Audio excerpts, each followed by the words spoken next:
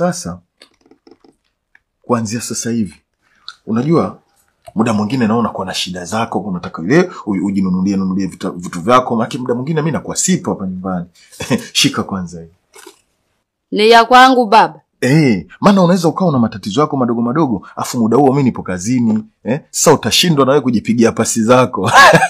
Na kwa sababu mimi kama unavyojua sisi ndo watetezi wa haki za wanawake, midfield kisheti kiungo bamia. Umeona ndio maana nimejali haki zako. Kwa hiyo kila wiki ile masuala ile zile hela za mwisho wa mwezi hazihusiani kabisa na hiyo. Hiyo ya kwako. Na kwa kukuonesha kwamba najali, ongezea na hii.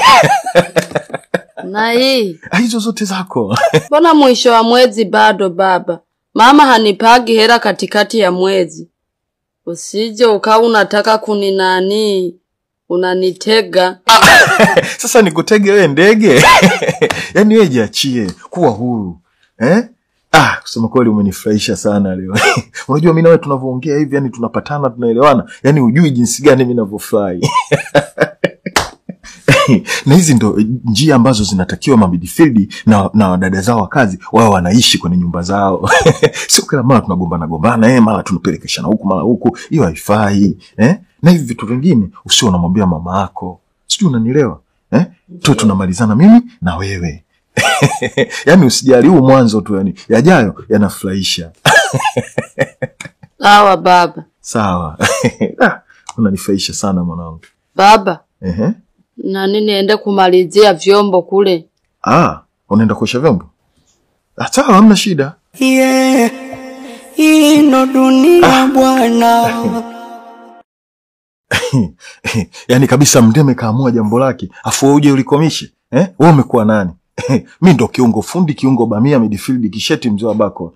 Wewe unafanya masiala nini? Yaani hapa huo mwanzo tu. Alikwambia nani mchongoko wa kisogo unatoboa kofia? Afu Ailini tena sema nataka kunifunga. Unataka kunifunga? Yaani bora uniue kabisa, lakini mimi mpaka nihakikishe na malizana na furushi langu. Wewe nani alokuambia midfield tunaishiwa mbinu? Oya, midfield hatuishiwi mbinu. Yaani hata ile ngoma ndio ikiletwa, nimeichukua kwa mguu wa kulia, naipeleka kama staki kwanza. Afu ikirudi kabla haijashuka chini kwanza naituliza hapa. Naangalia kwanza, naona bado inaletwa upande wa huko dada deki. Nikiangalia mbele kumekaa vizuri, chuma mwanangu kama kawaida imo.